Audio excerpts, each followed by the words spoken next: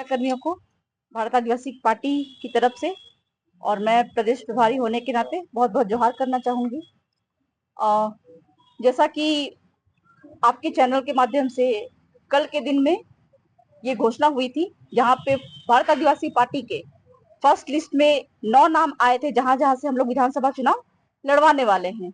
और आज के दिन में जो सेकंड लिस्ट जो है भारत आदिवासी पार्टी की, उसकी घोषणा कर रहे हैं हम, जहाँ पे जैसा कि भारत आदिवासी पार्टी की जो कमेटी, केवल कहा जाए कि केंद्रीय कमेटी काम नहीं करती है, यहाँ पे कहीं ना कहीं केंद्रीय कमेटी तो एक मतलब कहा जाए कि टिकट देने का जरिया मात्र है। असली पावर भारत आदिवासी पार्टी के जो टिकट देने की प्रक्रिया की है वो है नीचे के लोग, गांव के माध्यम से वो फिर जिला अध्यक्ष, प्रखंड अध्यक्ष आदि के माध्यम से प्रदेश अध्यक्ष तक आती है, प्रदेश कमेटी तक आती है, और फिर जाके जो गांव के लोग चाह रहे, आम जनता चाह रही है, वो सारी कमेटी के माध्यम से केंद्रीय कमेटी तक जाती है। और इसी प्रोसीजर का अभी भी यहाँ पे इस्तेमाल किया गया है। और उसके बाद जो नाम छन के आए हैं, कहीं ना कहीं जितने भी विधायक प्रत्याशी आपको भारत आदिवासी पार्टी के नजर आ रहे हैं, कहीं ना कहीं जल जंगल जमीन के रखवाले हैं। कहा जाए कि डायमंड जो है इस बार भारत आदिवासी पार्टी के प्रत्याशियों के रूप में जितने भी लोग आपको मिलेंगे वो सारे के सारे डायमंड है, आंदोलनकारी रहे हैं। तो फर्स्ट लिस्ट की घोषणा हो चुकी है 9 नामों की, और कुछ 8 एक नाम जो हम यहाँ पे अभी जाहिर कर रहे हैं। और जैसे जैसे रुझान आता जाएगा, कहीं ना कहीं आगे चल के प्रेस मीडिया के माध्यम से आप लोगों को सूचित करवाया जाएगा, आपके चैनल के माध्यम से पूरे झारखंड की जनता को सूचित करवाया जाएगा। तो ये 8 नाम आज फिर हम लोग घोषणा कर रहे हैं। कल 9 के बाद आज 8 हो गए, और भी बहुत सारी सीटों पे हमारे लड़ने की प्लानिंग है, क्योंकि जिस तरह से रुझान आ रहा है काफी अच्छे अच्छे लोग जुड़ रहे हैं, जिसमें एक दो नाम तो हमको यहाँ भी दिखाई दे रहे हैं। तो सबसे पहले क्रम संख्या 1 में जो है विधानसभा सिल्ली, जो कि जनरल सीट है, उसमें अनिल सिंह मुंडा हमारे उम्मीदवार रहेंगे। और ईचागढ़ है, वो भी जनरल सीट है, वहां पे सुधाकर सिंह वो उम्मीदवार है। खरसावा जो कि एसटी सीट है, यहाँ पे मंगल मुंडा जी रहेंगे। चाईबासा सदर जो कि एसटी सीट है, यहाँ पे सुरेश सोय जी रहेंगे। लोहरदगा एसटी सीट है, यहाँ पे अवधेश उराव जी रहेंगे। मझगांव भी जो है एसटी सीट है, यहाँ पे बहालिन चांपिया जी रहेंगे। और तोरपा जो कि एसटी सीट है, जयमंगल गुड़िया।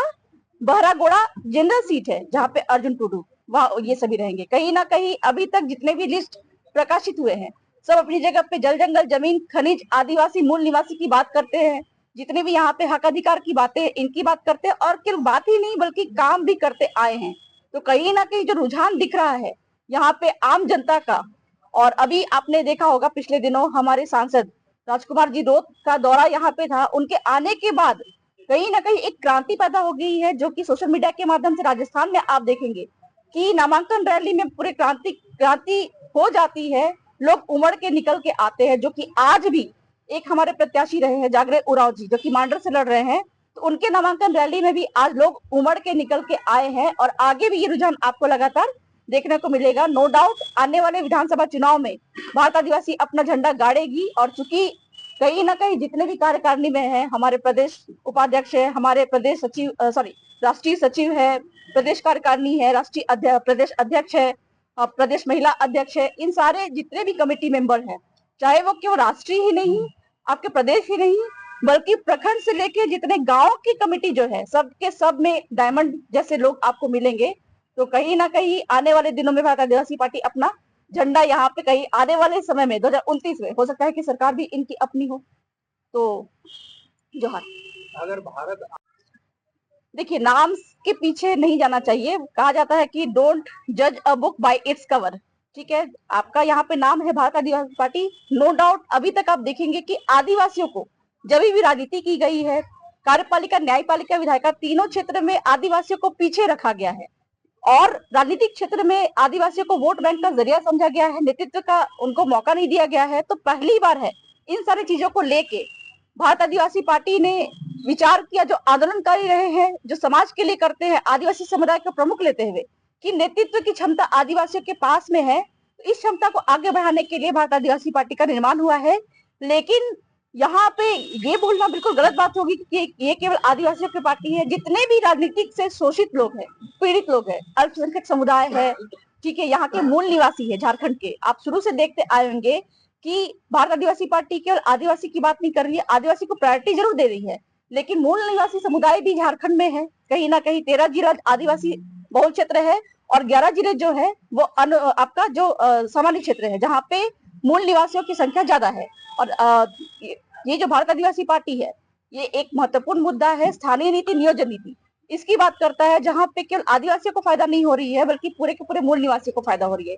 सेकंड बात है कि सुप्रीम कोर्ट की जजमेंट है यहाँ की खान खनिज को लेके, जो कि अपनी आज तक में 70 से 75 साल में जितनी भी सरकारें आई, यहाँ की स्थानीय सरकारें जो आई 24 साल में, इन्होंने कभी भी यहाँ के खनिज का इस्तेमाल यहाँ के स्थानीय, यहाँ के आदिवासियों के लिए नहीं किया।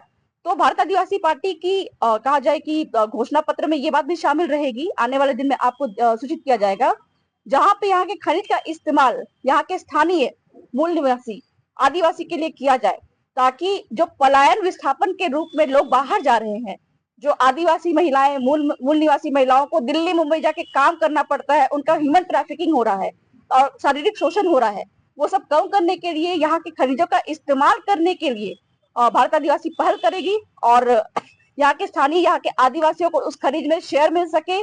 और उसमें मतलब कि ये आरोप लगता आया है कि यहाँ पे भारत आदिवासी पार्टी जो सीटें उतार रही है, कहीं ना कहीं भाजपा को फायदा हो जाएगा।